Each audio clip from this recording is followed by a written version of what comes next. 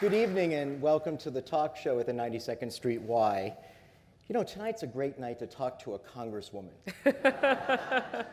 And not just any congressperson. You know, this is 92nd Street Y, the Forum on Law, Culture, and Society. We don't mess around. We brought the congresswoman. Debbie Wasserman Schultz has served in Congress for now nearly a decade. She represents South Florida, parts of Boca Raton, and Fort Lauderdale. I think that's true. Fort Lauderdale and Miami Beach. And better yet, yeah. Fort Lauderdale, Miami Beach. Boca's in Palm Beach County. Right, Fort Lauderdale and Miami Beach. For those of you who don't know, Fort Lauderdale is a lot like Great Neck with more kvetching. Speaking of Long Island and Great Neck, Congressman Wasserman Schultz is a Long Island girl. Yes. And in fact, I got married in Great Neck. Yeah, she's see, and she's a New Yorker, a Long Island girl. And this is actually your third appearance with me here at the talk show at the 92nd Street Y. I was jokingly saying, you know, who knew? Now she's such a macher. You know, the first time you're still a young congresswoman, you know, but now look. But it's not even, it's her third appearance on this stage at the Y, but you tell the audience this is not the stage is not the first time you came to the 92nd Street Y. No, I spent many a year as a young girl following my father on Saturday or Sunday to his handball matches. And I can still smell the sweat and the chlorine from the pool. And they didn't have iPads in those days, so there was not a lot for a little girl to do watching her dad and his buddies play handball, but very fond memories of the 92nd Street Y.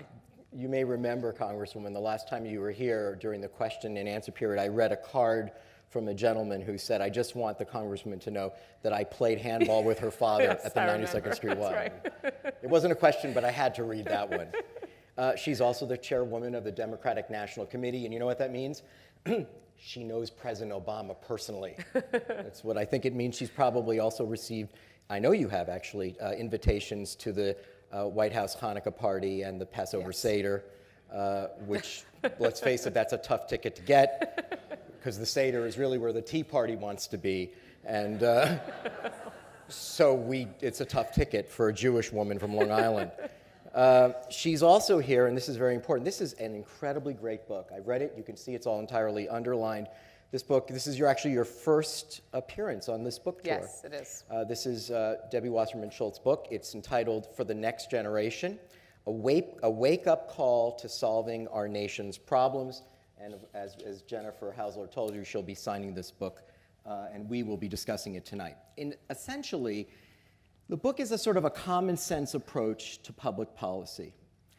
And I hope so. It is. It is a common sense, written as a common sense approach to public policy, and it in many ways applies everything you've learned as a mother, as a cancer survivor, and as a public servant. By the way, you know, the last time you were here, I don't know if you remember, I asked you how you were feeling.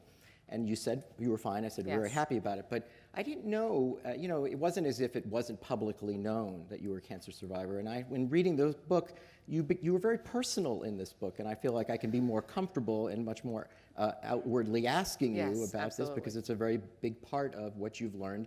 And in fact, again, being a mother and a cancer survivor informs some of these ideas. And what are these ideas?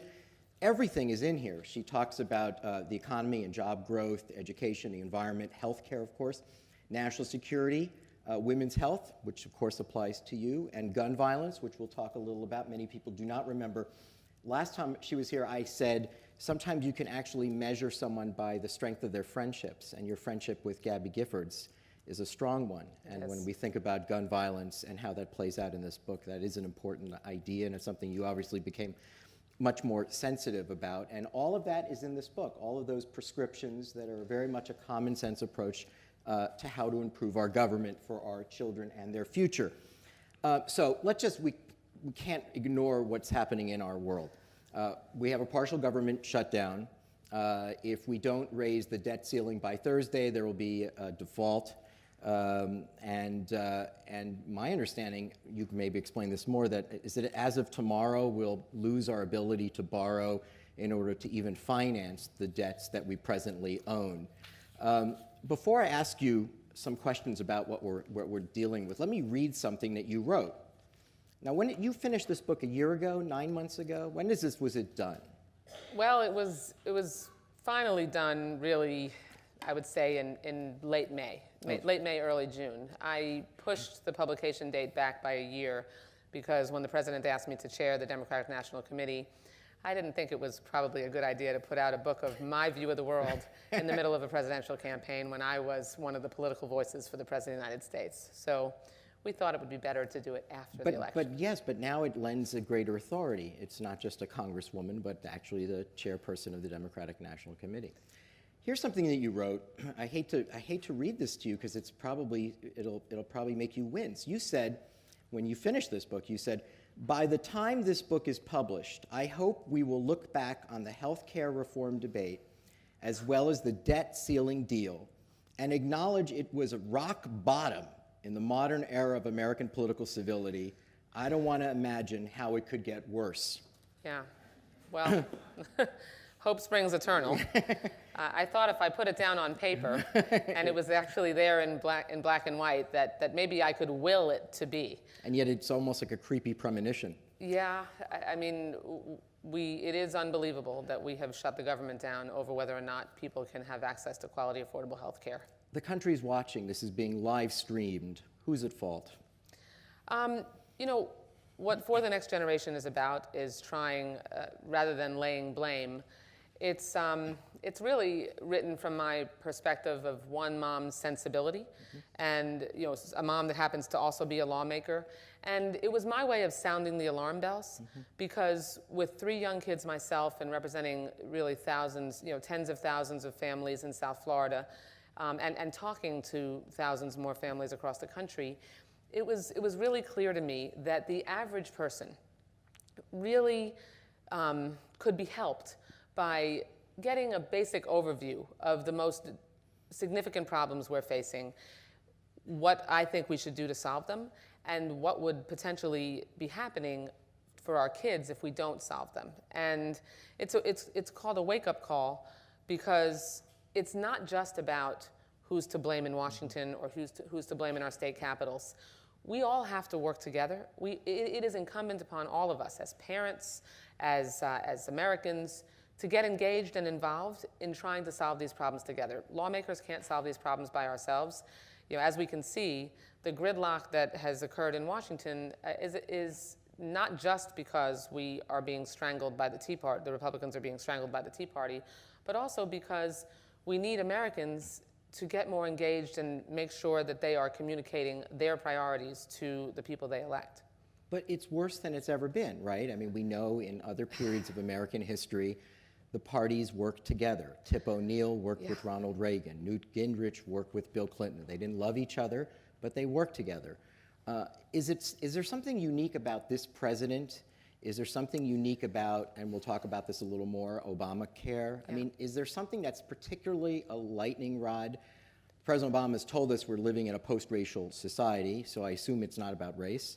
Yet it might be about race. It's very unpleasant to think about, but it does seem as if, and I'm going to read another portion of the book in which you say, look, if one party literally says our job is to just dismantle, and we're not really compromising, it's hard to go to a negotiating table when their purpose is to take things apart. This is my 21st year in public office. I was elected when I was 26 years old in 1992. And 12 years in the legislature, almost 10 years in Congress, and I've never seen it this polarized. I've spent 13 of those 21 years in the minority, and so I've always, in order to be able to be effective, had to reach across the aisle and work with Republicans, find a way to get things done. I have never seen anything like this, and it's without really, I mean, I don't want to point blame per se, but the Republican Party has allowed the Tea Party to get such a stranglehold around their necks, and they are so paralyzed by the fear that they have. Many of these Republican members are paralyzed by the fear of drawing a primary from a Tea Party, or the road is littered with the demise of Republican elected officials who have been defeated in primaries by these people who believe that government is a bad thing and should be dismantled, as you said. So the Republicans say they want the president to impose deficit reduction and fiscal discipline. They also want, certainly the Tea Party, to defund, dismantle, delay Obamacare. And the president wants Congress to raise the debt limit. It does seem that the real problem here, as you pointed out, is the Tea Party's influence on the Republican Party. I'll tell you something that you wouldn't know, but the world, the country will know in a moment from live streaming. And for those of you who were here a few weeks ago when I had Congressman Eric Cantor at this chair, and he sat there, and I asked him, I said, you know, when he was here also in an earlier period after the 2010 midterm elections, I asked him at that point, I said, you know, what do you think it'll be like to work with the Tea Party? He said, oh, I think it'll be okay. And then I said, do you want to change your mind about that? And then, you know, he was ambivalent about responding. And I said, you know, Senator McCain said that the Tea Party were a bunch of wacko birds. And I said, and then I said, and you know, they are. And he objected. You know, he was very defensive, and it made me think that he's in a tough spot, that there are people in the Republican Party, it's tough. These primaries are tough, these congressional races are tough, and it does seem as if to negotiate with President Obama, it's as if it's a toxic idea. It's like anthrax. You're not allowed to, in good faith, go visit the White House and actually in any way walk away with any goodwill and good spirit. Now, at the same time, and we'll talk about the function of the function of Obamacare. This is exactly what the Republicans would say with respect to Obamacare. Let me read to you something you say in your book about Social Security. You say, of course, compromise requires both sides to share common ground and common purpose.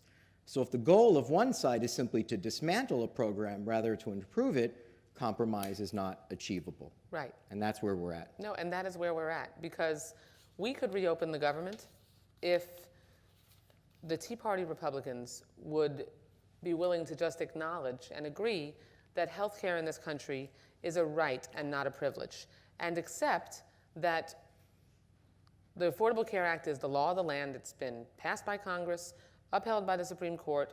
We had a presidential election where it was affirmed because President Obama was overwhelmingly reelected. Set aside that whether or not we're going to make sure that that stays law, and just to address the problems that may arise with the implementation of it as they arise. But, you know, in your reference to, you know, to Congressman Cantor, you know, without specifically referring to him, the problem with the leadership in the Republican conference right now in the House is that they care much more about clinging to their own power than they do about doing the right thing and making sure that we can work together and find common ground. That's just unacceptable.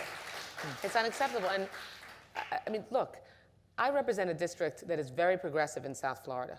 And I'm the chair of the Democratic National Committee. Obviously, I have a partisan role. But I understand it can't be my way, the highway.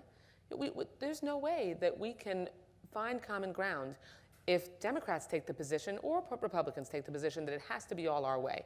And unfortunately, Democrats in Congress now fully understand that and have embraced it. And there's repeated examples, which is some of which I share in the book, of how we've done that. And Republicans, since the advent of the Tea Party, have absolutely abdicated any leadership and care much more about whether or not they stay in office and whether or not they stay in their precious leadership positions. And it's going to drive our country into the ground. Now, if a Tea Party person was sitting there now and sitting in your seat, he or she might say, look, the real problem here is that this president is overly sensitive, if not churlish, about his singular legislative achievement. He's so obsessed with this affordable health care that he won't negotiate any deficit reduction because even the mere mention of delay. Now, but that's simply not true. That is what some of them say. But it's not even true. It's not even remotely true. I mean, President Obama has hundreds of billions of dollars in deficit reduction in his proposed budget for fiscal year 2014. And we've already, with the Affordable Care Act, reduced the deficit and added 8 years of solvency to Medicare. thanks to the savings in the Affordable Care Act. And that's according to the Congressional Budget Office. What this is about for them is that they unfortunately, too many of them, don't accept President Obama's election. I mean, they don't accept the results of the election. Either election. Either election, exactly. Or his citizenship. No, well, yes, probably so. They don't accept that the Affordable Care Act is settled law. And that's unprecedented in this country. I mean, even Al Gore, who certainly didn't in 2000 like the result that was handed down from the Supreme Court, knew that for the sake of our democracy, he had to accept it and help the country heal and move on. It's time to move on. Enough already.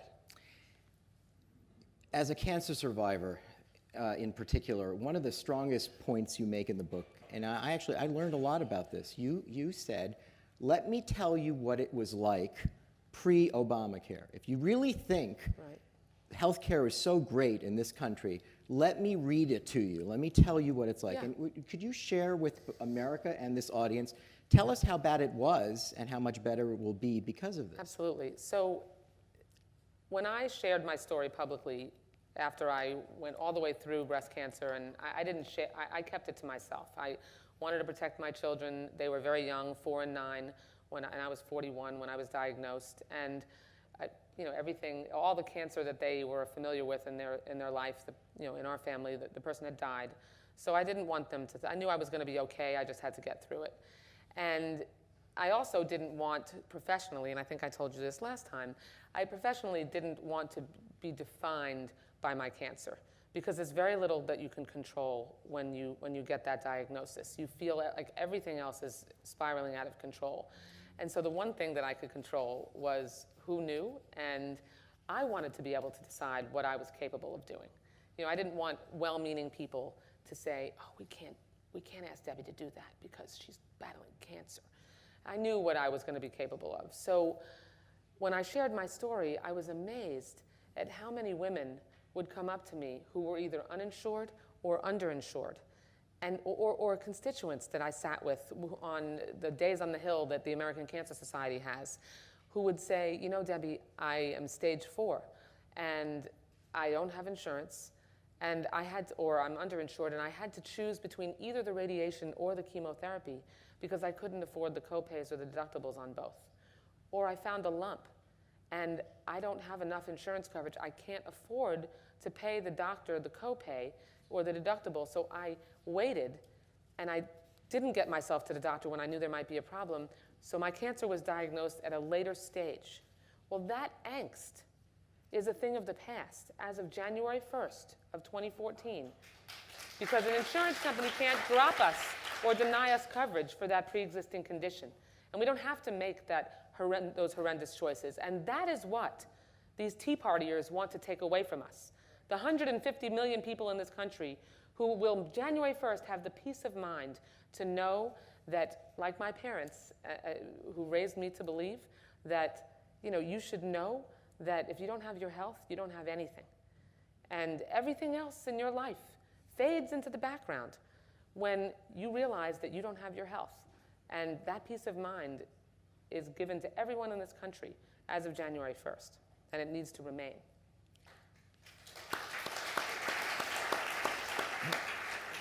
And so you discovered around the country, and certainly in your district, people who were underinsured or uninsured or couldn't make the co-pays. Or whose kids were in between college and their first job with insurance coverage, and so they lost they couldn't be on their parents' insurance anymore after they were in college, and they didn't get covered by their first job. Now parents can keep their young adult children on their insurance till they're 26 years old.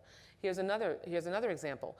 You have countless people who are diagnosed with a sudden catastrophic illness, and they were faced with either an annual cap, where they only got so much insurance coverage in any given year before their insurance coverage cut off and then they had to come out of pocket, or lifetime coverage, lifetime caps, where they would basically be forced into medical bankruptcy due to one illness.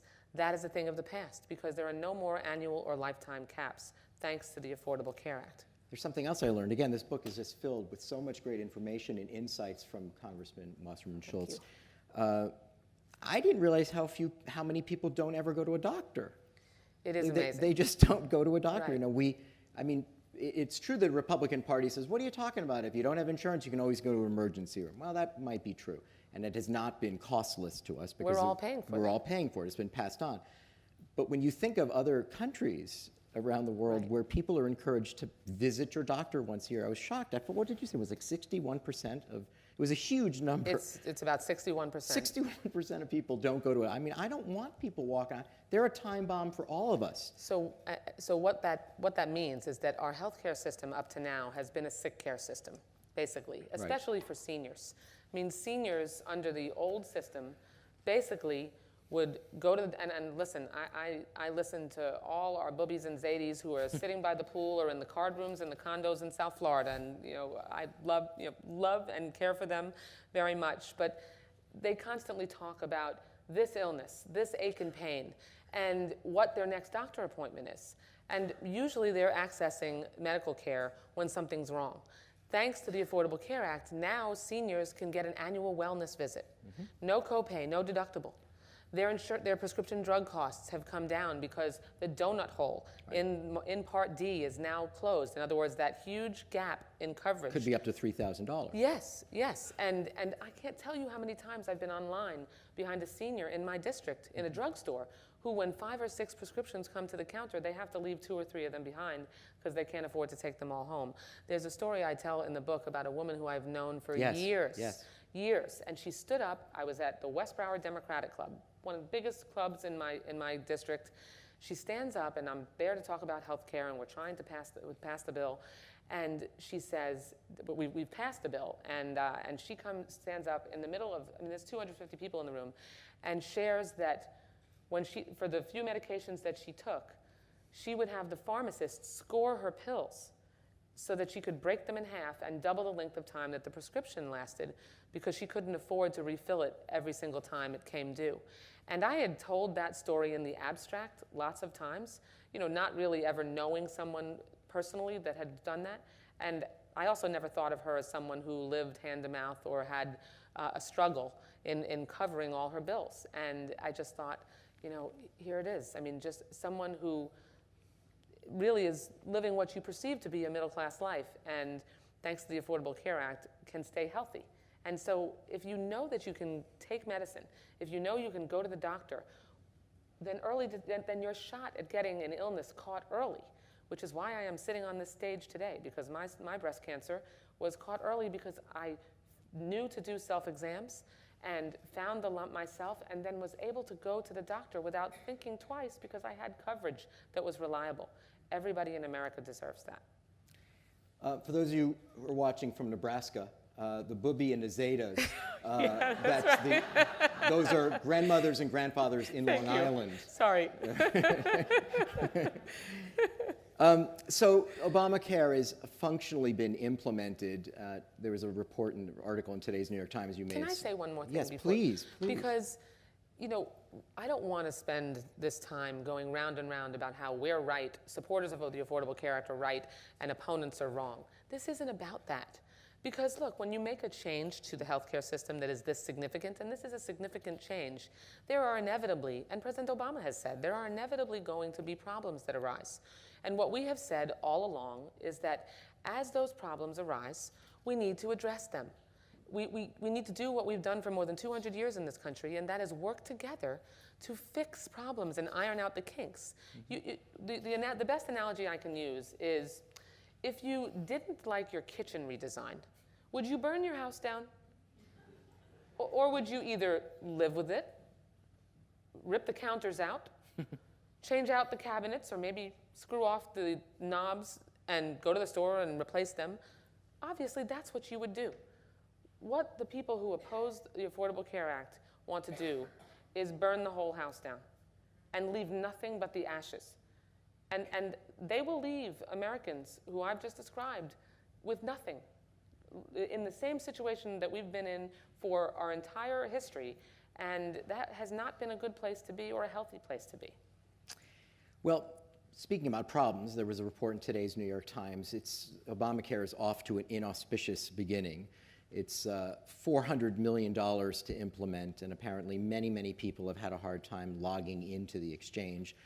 The line that Jon Stewart apparently had on You mean the website? On the website, Yeah. right, to get onto the website to actually make the purchase. Was it Jon Stewart, I think, said that... Well, they're making comparisons and signing up. Right, exactly, when they're looking through the exchange to see what's the different choices Right. that they can make. I think Jon Stewart's line was like he could download every single movie ever made before he could log in. Clearly, that's a glitch. I mean, do you know anything about this? Can you just reassure us that at some point the technology will be fixed and people will not, this is one of these opportunities for people who are opposed to the Affordable Care Act to see, you can't even log in, Right. as opposed to saying, oh, come on, how hysterical do you need to be? You will eventually log in, and this is not a reason to delay. Yes. The process for comparison shopping, for comparing the coverages that are available to you on the exchange and offered in your state, whether it's the national exchange or here in New York, there's a state exchange, which, by the way, the premiums are coming in at 50% of what premiums are available now, was a 6-month enrollment period. Because we knew that people would need the time to review their options and make sure that they got everything in order before they decided what the best coverage choices were for them. The same thing happened when, in George W. Bush's era, we created the prescription drug Part D program in Medicare. We had a 7-month open enrollment period because it was, it's going to be a little complex. There were, no question, there were design problems with the website. And those problems are being worked on, and wait times and the ability to get on the site has dramatically improved. My understanding is that the expectation was that about 50,000 people a day would go on the website, and the good news is that 250,000 a day have gone on the website, and it was not designed properly. Now, that's not a good thing, obviously. It should have been designed for more people, and perhaps there are other design... But it reinforces its need. Exactly. I mean, clearly there is interest, clearly there is need, and I mean, again, the burning the house down analogy. You don't throw the entire law out because there was a flaw in the web design. President Obama's analogy was the best with the Apple iOS 7 operating system. What happens? And any app that you use on any device that you have, the company puts up a bug redesign to make sure that you can get rid of the glitches. And that's what we are in the process of doing and will continue to do. So much of the book talks about the difficulties with the gridlock and with the grandstanding. Those are two ideas. The grandstanding is, how do I use my position to get reelected, regardless of whether this is good for our country? And the gridlock is, this is my job to just be obstructionist as opposed to be cooperative. So we're living in a time of more rancor and divisiveness. You told these very painful anecdotes about your experiences with Congressman Allen West from Florida. Apparently he's no longer a congressman, but while he was a congressman, there was incredible inflammatory language and a certain sense of a loss of common decency and basic civility. You make some interesting observations in the book about some of the reasons why this may be true. And one of the things that you say in the book that I thought was fascinating is that it used to be that congresspersons lived with their families in Washington, D.C., and now they're really just sort of temporary tenants. So, and tell us what you think just in terms of what does it mean to live with your families in a town where you work with people and then you see them at the drugstore and the Little League games, and how that might actually promote civility and why we're losing common decency precisely because people pass each other in the house and then they race back to their districts. Right. I mean, that is something that I talk about in the book that is really missing. Not that we all have to pack up our families and leave our districts and move to Washington, but there is virtually no interaction in any organized way between the parties. The only time you really spend with members of the opposite party is when you're first elected at freshman orientation. There's 2 or 3 freshman orientations. We do those together. And then after that, it is total and complete separation. We don't even sit on the same side of the chamber in the House of Representatives, nor do we sit on the same side of the room in the committee, in committee meetings. That's actually totally different than when I was in the legislature, where you sat in whatever open seat there was, and you might be sitting next to a Republican in the Senate and the House in Florida. We mixed it up and sat at least occasionally or within a stone's throw of a Republican, so you had a lot more interaction. So that has really been, because you don't get a chance to know one another, there's no opportunity to build trust. I mean, the time, as I said, I've spent 13 years in the minority, and in order to be effective and actually get things done, I've had to make sure that my Republican colleagues who were running the show didn't think I was an alien from another planet, because that's certainly the perception that could be, that's portrayed by our opposition in intense campaigns. So interacting socially, which is what living in the same city and living in the nation's capital allowed years ago, is really important. What I did was, when one of my colleagues, Thane Webster, who's the former Speaker of the Florida House of Representatives and is now in Congress, he was elected in 2010. I was elected in 2004. Even though and this is a story I share in the book as well, even though, I mean, you could hardly find two more opposite individuals than Dan Webster and I, but we really like each other. We knew that we would fight it out on the floor of the House and Senate, but then be a human being outside of that work. And so when he was elected, I went to him, and I tell a couple of stories. The first time we reached out to each other was after Gabby was shot. And that State of the Union address that President Obama gave, you may remember, Republicans and Democrats actually, in order to show so we could show unity and try to tone down the rhetoric a little bit, we sat together at the State of the Union and paired off, as opposed to sitting in our respective sides of the chamber. And Dan Webster was my date. He asked me if I would sit with him at that State of the Union. And that was the first at-length conversation we'd had in a number of years. And from that occasion, we decided to host a bipartisan dinner where each of us would invite 4 other members of our respective parties, and we would have dinner for no reason and just get together and get to know each other. And we've had about 5 of those dinners now, and the rule is that every subsequent dinner, each previous attendee has to invite a member of the opposite party.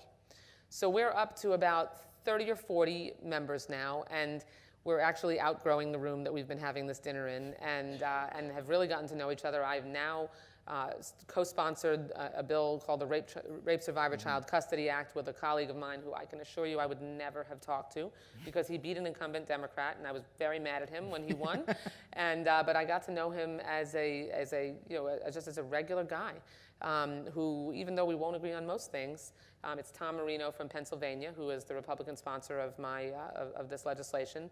And in fact, he had to defend that he was co-sponsoring this bill with me to his constituents when he did a press conference on it in his district, and said, listen, we don't agree on a lot of things, but Debbie and I both believe that if you are a victim of rape, you should not be forced by your perpetrator to fight for custody or visitation and be re-victimized in court. And that's what that legislation is about. And that wouldn't have happened without that dinner.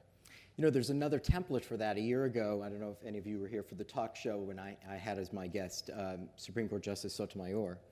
And she and I talked about how... whose mother lives in Broward County, by the way. Oh, is that right? She's Yes. moved. She moved from the Bronx, right? I think she got married. And she moved to the Bronx. That's cute. We talked about how Justice Scalia and Justice Ginsburg, who have nothing in common when it comes to the Supreme Court, have dinners together, and they go to the opera together. I've heard that story. They're both opera fanatics, and they probably despise each other on the court, and then they leave, and then they're able to work together. But you know what I bet those dinners do for those 2 justices is when they are deliberating. Yes. And one of them Yes. wants an opportunity to try to win over the other to their argument. Most of the time they're not going to be able to, but they have a shot. Because they have a personal relationship. And that is what is so essential. I mean, you can't be thinking every time you need to get something done that the person on the other end of the negotiating table has 3 heads. So to me, being a normal human being, I mean, that my colleagues on the other side of the aisle, knowing that I'm a mom with twin 14-year-olds and a 10-year-old, knowing that I am juggling the same things they are, it's important. And we need to make more of an effort to do that. Just briefly tell us about the Congressional Women's Softball Team. This is yet another way. We know you're a jock. Your father was a handball player. Yes, and a softball player. And a softball player. That's who taught me to play ball. So this is another area in which it's bipartisan. It's women on the team, and you play the press corps. Yes. Now, here's how women do it differently. I started the Congressional Women's Softball game with New York's own Senator Kirsten Gillibrand, who is the Senate Democratic co-captain. So she's our pitcher. She does a fantastic job. But we started that game to raise money for the Young Survival Coalition. But what the women members decided is, the baseball game has been going on for 50 years, and the Republicans play against the Democrats. Of course, women, and this is something else that I talk about in the book, is women, we're consensus builders. We want to work together. Women want to find a way to get to yes. We decided that when we started this game, and Joanne Emerson was the Republican House member that I went to talk about starting the game, we decided Republican and Democratic women were going to play together on the same team and play the common enemy, the press corps. So what it's done is it's allowed us. We're out there at 7 in the morning, just 2 or 3 times a week for 3 months, getting ready for this game because we are very competitive and we really want to win. We've only won 1 out of the 5 games, sadly. We're going to get them next year, I'm confident. But it's given us an opportunity to get to know each other as athletes and friends, and we talk about our kids, and we do so much together. When you're competing together, instead of against one another, it's an icebreaker. We've all now had a chance to work with people. In fact, let me just tell you this one quick story. So when I first started the game, I don't know if anyone remembers a woman named Jean Schmidt from Ohio. She developed an unfortunate nickname called Mean Jean. And she got that nickname because she went on the House floor and accused the late Jack Murtha from Pennsylvania, when he supported pulling out of Iraq, of abandoning our troops, even though he was a 37-year veteran of the Marines. And she gave this really hardcore speech that she basically almost had her words pulled down on the House floor. And so and she was a new member. That was the perception that Democrats had of her, very hardcore and not very nice. So she was one of the first people I went to ask her to play on the team. And because I thought, we got to give each other an opportunity. There's no way that I thought that's really what she's like. And you know that Jean Schmidt was the nicest, most wonderful person we didn't agree on anything politically, but she helped me when I introduced the Early Act and when I shared my own breast cancer story. She was one of the first members I went to after I shared my story, and she went to all the Republican women and asked them to help, and helped me get co-sponsors for that bill so that we could pass legislation to help more young women be aware of what was normal for them, so they would make it more likely that they could survive if they were diagnosed. So if I didn't ask her to play, I would never have gotten to know that. By the way, can she hit? Can she field? She eventually got most improved player after the third game. And she has run in 100 marathons. 100, the real full marathons, and she was so fast. So she would always be put in as a pinch runner because we have a few players who are a bit older, shall we say? Let's talk about an anecdote in your book that actually reveals some true bipartisan unity and very emotionally powerful. Your friend Gabby Gifford and her husband called you during that debt ceiling debate. Yeah, in 2011. In 2011, and said, look, she was still a congresswoman at the time. She said, would you like for me to come? I would like to vote to raise the debt limit. Would it make a difference if and you said, look, you didn't want to burden her, but you did. Yeah, tell the story. What it was is Mark, her husband, called me and said, Gabby's been following if you remember in summer of 2011, it was the last time that we almost breached the debt ceiling, and we came very close to it. It was possible that it was going to be a very close vote. Gabby had not voted in Congress since the shooting, and she didn't want her constituents' voice not to be represented, and she didn't want to be the reason, if it failed by one vote, for the debt ceiling to be breached and and for the nation to default for the first time. So Mark asked me whether I thought, because it was obviously grueling for her to make the trip, because she was still down at MD Anderson and the rehab center, and I said, no, I think you better come, because it is possible it could be that close. So she came, and I talk about the entire experience in the book, but I met her downstairs in the portico and walked her up into the chamber. And if you remember, that was a very, very intense and rancorous time. I mean, Republicans and Democrats, very similar to now, unfortunately, were at each other's throats, a lot of finger pointing. When Gabby walked into the chamber, and people were, there was a lot of chaos. If you've ever seen the House in session on C-SPAN, there's a lot of tumult. So they weren't aware of it until she walked in. No, and also she looked different because her hair was extremely short and Right. she was still recovering. But she walked into that chamber, and slowly people started to realize that Gabby had come back for this vote, and the full impact of what that meant and how important this moment was for the country hit everyone. I mean, there wasn't a dry eye in the chamber. And I mean, it unified everyone. The vote wasn't close. And But you think it changed a few minds. I think you say in the book that there's some minds were changed. I really believe that the vote would have been far, I think we still would have gotten it done, but it would have been far closer. Gabby, one of the things I said was Gabby melted some frozen hearts that day.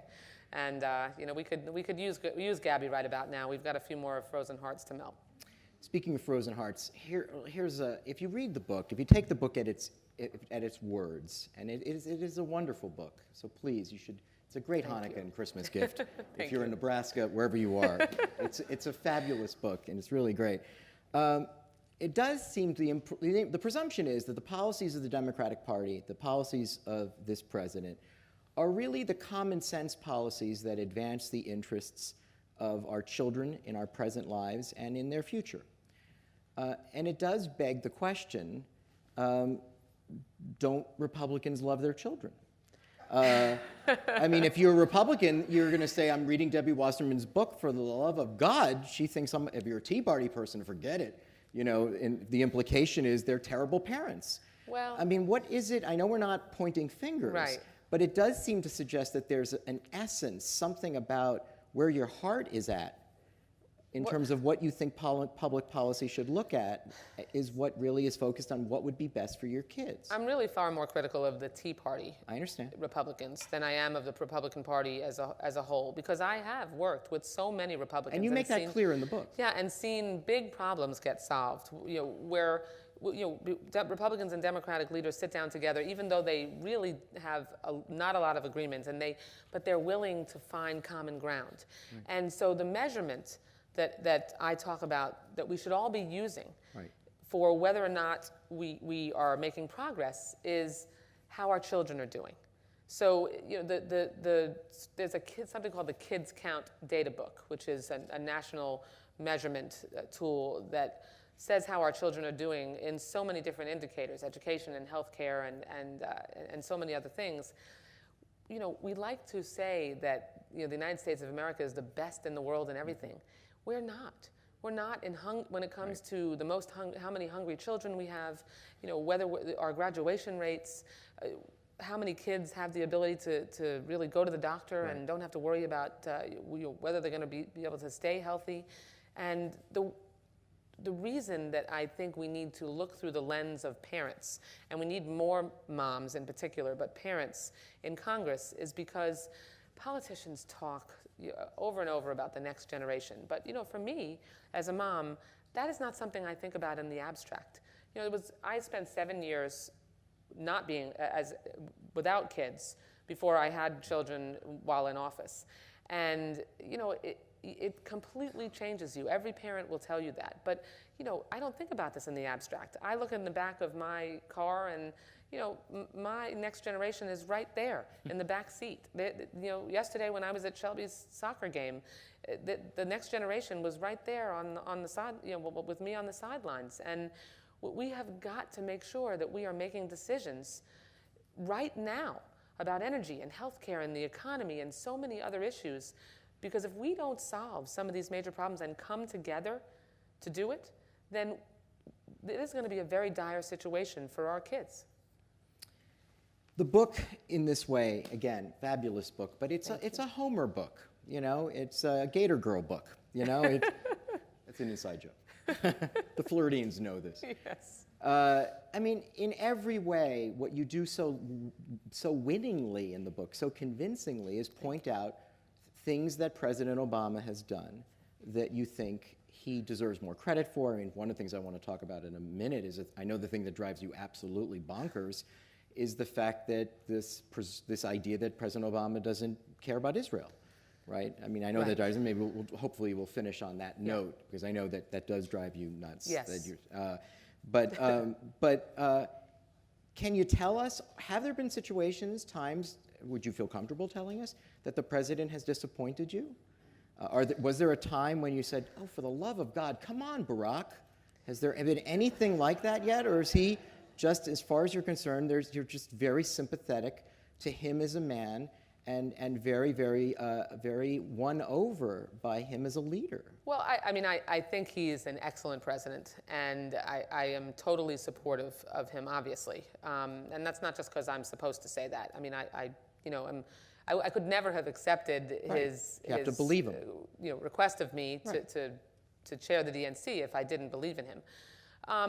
But of course, there are lots of there are many times when people who you work with every day, you think they should have approached something differently. But on the major issues, no, I really am in sync with President Obama, and particularly because he takes an approach that is one of trying to set aside the my way or the highway politics. And the Tea Party certainly wouldn't agree with that. But I spent a good 6 months, the first 6 months of my time as GNC chair, trying to calm liberals across the country down. That no, Barack Obama, has not completely sold out and thrown aside, all the progressive values that you thought he possessed. What he did was he knew that in order to get things done, he had to be pragmatic. He had to work with the other side. Deficit reduction is important, but making sure that we don't, just give away the store is important as well. So when we did the debt ceiling deal in 2011, there were $1.2 trillion in cuts in that deal. It was very painful. I voted for it. It included cuts that I've spent my career opposing, but we couldn't let the nation default. So many progressives were upset with President Obama over that, and thought he sold out, and how could he do it? Well, because we had to make progress. Now, because we did that, he's on more firm ground to say to Republicans, look, we've done it your way. We did a cuts-only approach. Now, in order to reduce the deficit, we have to have revenue, close tax loopholes, ask people to pay a little bit more, and make targeted spending cuts. Because we can see with this sequester what it's doing. I mean, we've got kids whose Head Start programs are closing down. We have dramatic cuts in defense that really are a potential problem. We have education cuts that are unacceptable. I mean, whenever you do something like the sequester that was in the Budget Control Act that takes a meat axe approach instead of a scalpel, you're going to harm people, and that's why we've got to work together. Let's talk a little about Israel. The president has said he's made it clear to the Israelis, I have your back. Yes, repeatedly. We are now opening renewed talks with President Rouhani from Iran, Prime Minister Netanyahu, who has said, hey, wolf in sheep's clothing, you're going to be suckered in. There have been people, Jews, many Jews, although again, I told Eric Cantor, I said, does it drive you crazy? No matter what, 80% of Jews are voting the Democratic Party no matter what. I said, that's a number that never moves. 80% vote Democrats. But there have been people, Jewish Americans, have said or have felt that this president doesn't seem to, one thing is, doesn't love Israel. That he might be politically helpful for Israel. There's been much more, as we know, there's much more military and intelligence gathering and sharing of information. But that he's not really sympathetic to Israel's existential existence? I know, look, she had to get a renewed position because I know that you feel that this is this president, in your mind, in your judgment, has done more than any other president for Israel. So educate us again about this.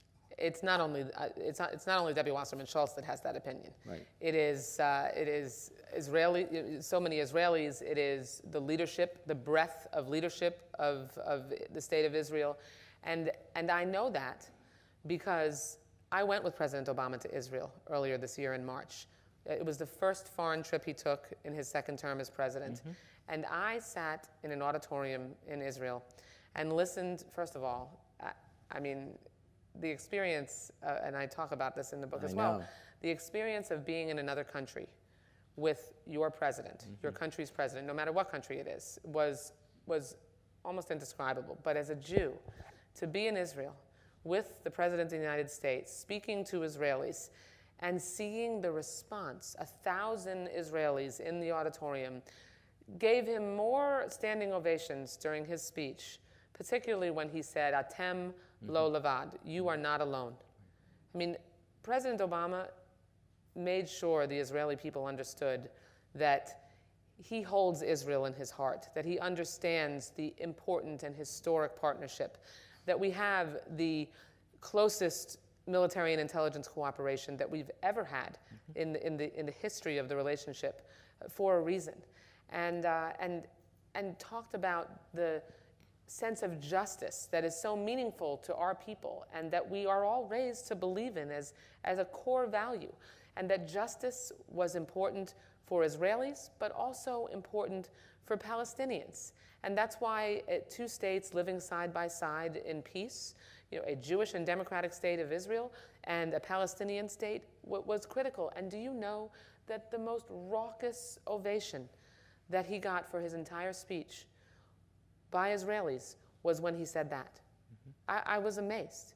I was amazed, and I've seen it firsthand, sitting knee to knee with the president, on Marine One and talking to him about it, and knowing and understanding. And look, I'm the first Jewish woman to represent Florida in Congress. I bring my love of Israel to work with me every single day. You're the reason we have Jewish Heritage Month. I was the sponsor of Jewish American Heritage Month, which is celebrated every May, and signed into law. Thank you. So, it would be hard for me to care more about Israel or represent a constituency that is more passionate. And by the way, I represent the most Chabads per capita in the entire country of any member of Congress. So I can assure you when I go home, I have to make sure that whoever I'm supporting is a strong supporter of Israel. That's one of the great and by the ways of all time. All right, let's take some questions from our audience. Please. So here's something here's a Homer question. Any chance Florida will elect a Democratic governor? Oh, I think it's very likely that Florida will elect a Democratic governor. Our governor, Rick Scott, our governor has among the worst approval ratings in the country. He has been a consistent obstructionist when it comes to so many things, not just the health care law, but turned down $2 billion in federal funding for high-speed rail, has engaged in horrific voter suppression, is trying to purge voters from the rolls, and legitimate or not. Just countless examples of how out of touch and out of step he is with Floridians, and so I think the Democrat will be elected governor in 2014. Okay, well, people with real investment in Florida here. Yes. Well, Thane, there is a reason that when I'm up north, I say that you should care about two people that represent you. The person that represents you now, whoever that is, and me, because I'm going to represent you when I retire and when you retire and move to my district in 20 years. This is your Congresswoman, They all everybody. knowingly laugh because they know it's true. They know it's true. There might be a few snowbirds in the audience already. Well, let me just say about these snowbirds, might they actually have a Governor Wasserman Schultz? What's next for you? I mean, you've been a legislator for so many years since you've been, you're still so incredibly young, but since you were a little putchki at 26, the youngest female ever elected to the House of Representatives in the state of Florida, right? To either house. And you've been you were just here assisting, the Senate race for Cory Booker. can you tell us, do you have any thoughts about what's next for you, what you could imagine for yourself? What's next for me is I'm running for re-election to the 23rd Congressional District in the House of Representatives. Okay. Next year, if my constituents will have me, I hope to continue to represent them for a very long time. All right, here's an interesting question. It just comes, and it goes back to an upcoming election. Will you support Hillary in 2016? Well, keep in mind that the charter of the Democratic Party requires me, if there's a primary, as the chair of the DNC, to be neutral. So I was one of Hillary's national co-chairs in the Democratic primary in the 2008, and am more than a huge admirer of her. She's a close friend and someone who's mentored me, and I think she did an absolutely incredible job as Secretary of State, and President Obama absolutely did the right thing in choosing her. And I know that she's in the middle of her well-deserved rest, although when it comes to Hillary Clinton, I don't think there's any such thing as rest. So I'm looking forward to whatever it is that she does next. Here's a serious question, although it's going to come across as a cynical question, but it says something about the state of American politics. It says, how can the Democrats learn to, and he underlines, or she underlines, spin several times, as well as the Republicans do? Do you feel that you're outspun by No, and I get that question a lot, because some people get very frustrated that the Republicans boil things down to a simplistic solution to a very complex problem, and they're good at firing off one-word messaging. But the reality is that Barack Obama was reelected President of the United States. Our messaging wasn't too bad. I mean, we picked up 8 seats in the House of Representatives, 2 seats in the United States Senate. We have done pretty well. Essentially, the last 5, I think it's 4 or 5 out of the last 6 elections, the Democratic candidate, including in 2000, won the election. Right. There's truth to that.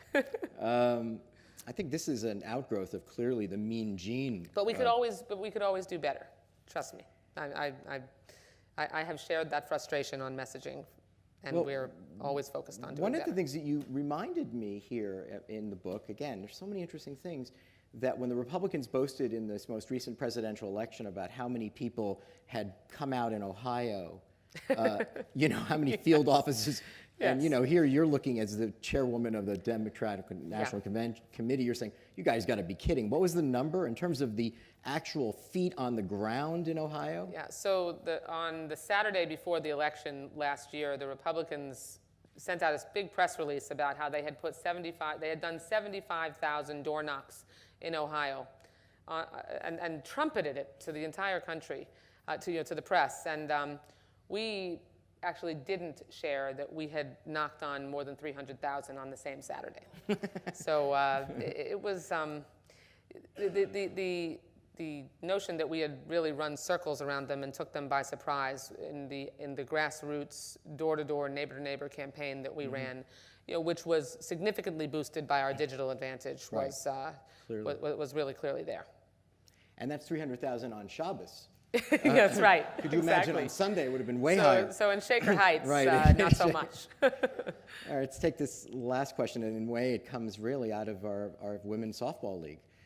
Do you believe there would be more compromise, more cooperation in Congress if more women were in office?